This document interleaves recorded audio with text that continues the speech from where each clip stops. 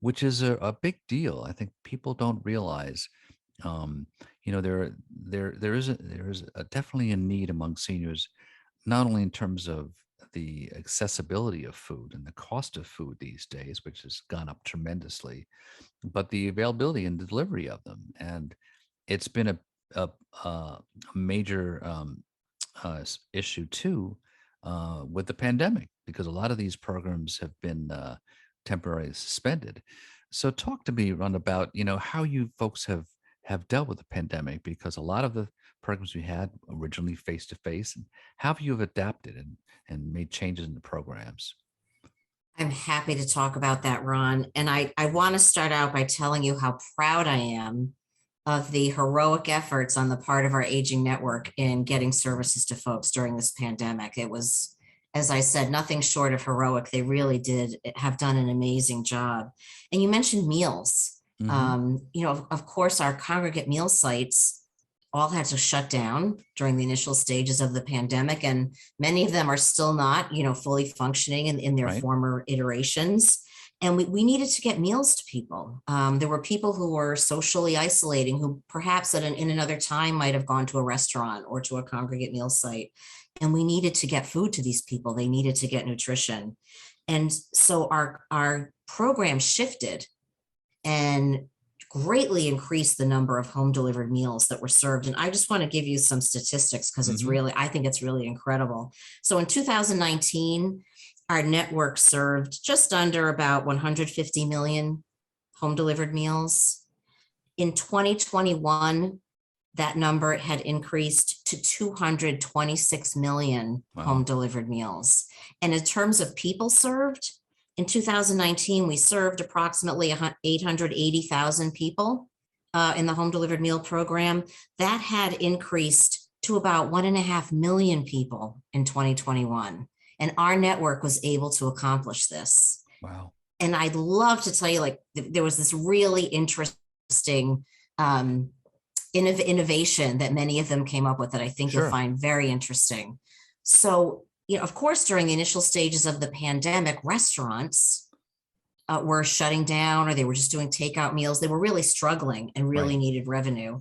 And by the same token, at the same time, our area agencies on aging and our food providers, they needed to greatly increase their capacity. They were having capacity issues. Hmm. So in many parts of the country, our network partnered with restaurants, Hmm.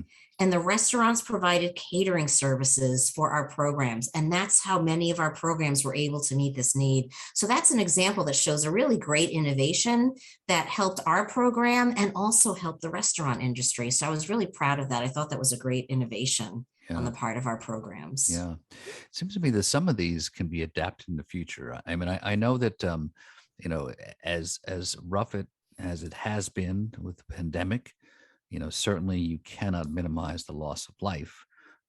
But at the same time, there were a few silver linings and certain things we learned about, how to move forward with, what is now known as a hybrid life. Yeah. And I think that it has enabled us to reach out to people who previously were kind of marginalized by the fact that they couldn't get to locations sometimes. Um, so let's talk a little bit more about that in terms of the issues of social isolation, because that certainly you've developed some innovative workarounds in that capacity. Are there other things that you've done in that like that? And I know and with the Older Americans Month too, there's a special focus too on social isolation.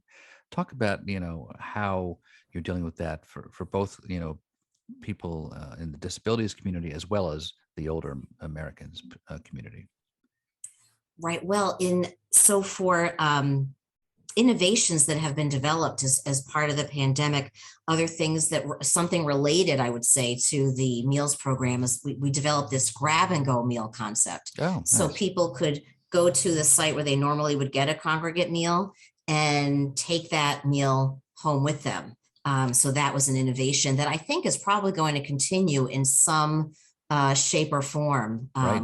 going forward. And especially as this pandemic or endemic or whatever situation that we're in things are different. As you said, there's a new normal. So there will be times when having that kind of a system set up, a grab and go meal kind of concept, may be something that is appropriate. Some of our agencies did virtual congregate meals. So Hmm. folks would enjoy their meal together virtually. Hmm. Lots of different activities were developed: wellness checks, telephone reassurance calls, teleconferencing with folks, like case management services perhaps provided over via tablet or via a teleconference. Some of our agencies were able to provide tablets to folks and to teach them how to use them so folks could connect. There were also some really low-tech things that were done Hmm. that were very simple, that were great to do. For example, drive-by car parades, just to let folks know that you still were aware of them, or doing bingo over the telephone. I heard of a AAA that provided seeds to older adults with instructions so they could do their own gardening and grow Hmm. gardens at their homes, those for those folks who had that ability to do that. So there were lots of different ideas that folks came up with. Even one agency I heard of delivered vases of flowers to women on Mother's Day. Oh, So that's people, great. so that people would know they're still thinking of them. And these telephone wellness checks, those have really, people have really liked those. They like hearing from someone. They like knowing that someone is calling them. That's been an interesting innovation, that folks like knowing that they're being checked up on. Yeah. And also ACL at the national level Hmm. developed something called the Commit to Connect campaign. Uh-huh. And that's very interesting. So ACL wanted to tackle the challenge of isolation, both for the pandemic, but for the future, not just for the pandemic, but beyond. So ACL has partnered with other partners from the federal government, from the aging and disability networks, from philanthropy, and from industry. And they've created this campaign called the Commit to Connect campaign. And the hope is to build a nationwide network of folks to collaborate on solutions to help us reach more people. There's hope to develop an online tool that people can use to access resources and services, and to develop partnerships across government. On our website, if you go to the Commit to Connect section of our website, you can find ideas that have been submitted to ACL from different places for how to fight social isolation, resources and services that are available out there, and even assessment tools that people can use to assess if someone is at risk of loneliness or depression. Yeah, that's great. So give us the URL for that website. That's it. Oh, that I don't know. You'd have to go Okay. to acl.gov Right. and just in the search put in Commit to Connect. Okay. Well, that's the way to do it. ACL.gov. acl.gov. That's Yeah, good enough, and then people can log on and look for that commit to connect, or just search for that, and they'll find it. Good. sure. Yeah, because that's really critical. And I think that it's, this recognition about social isolation and connection is really critical. I've done some shows on this, and I think that I guess there are just a number of components. I think first of all, I don't think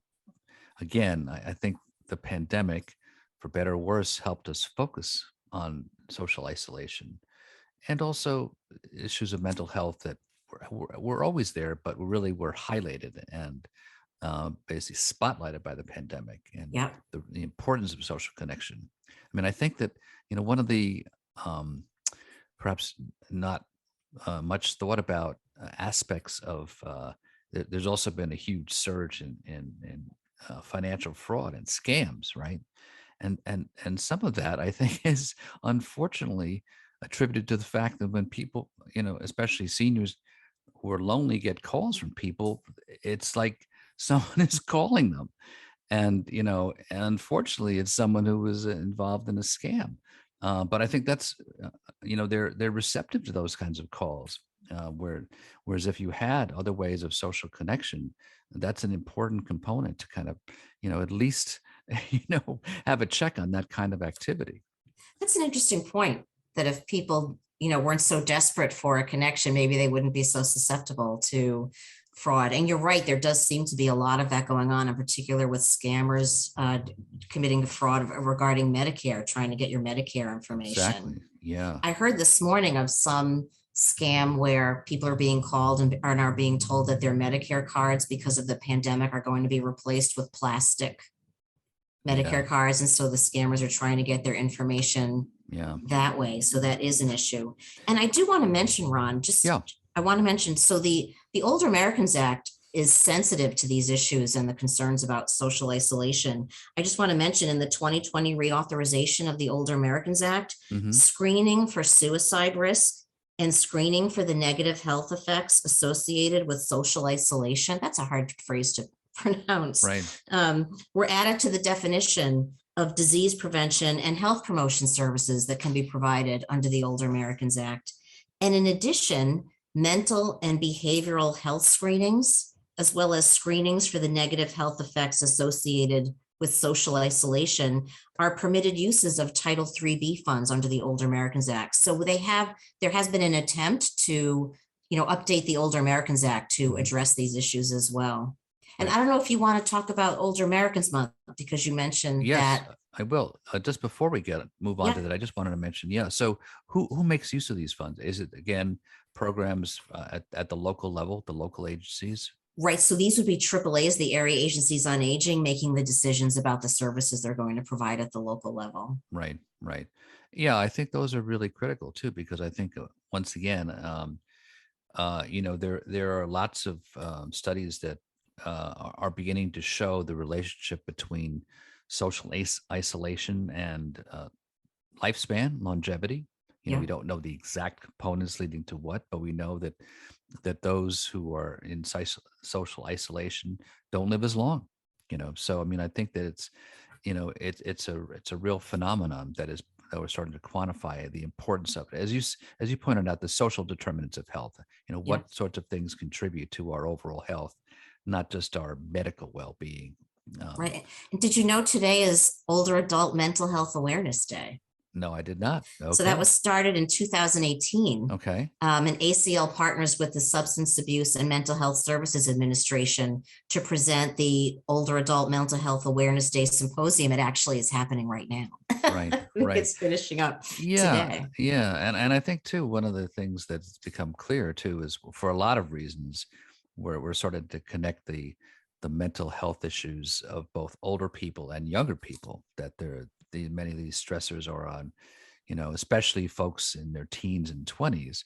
So I think that this intergenerational connection has brought a focus on these mental health issues that I think in many helpful ways destigmatize these issues and make them the funding available, and awareness available.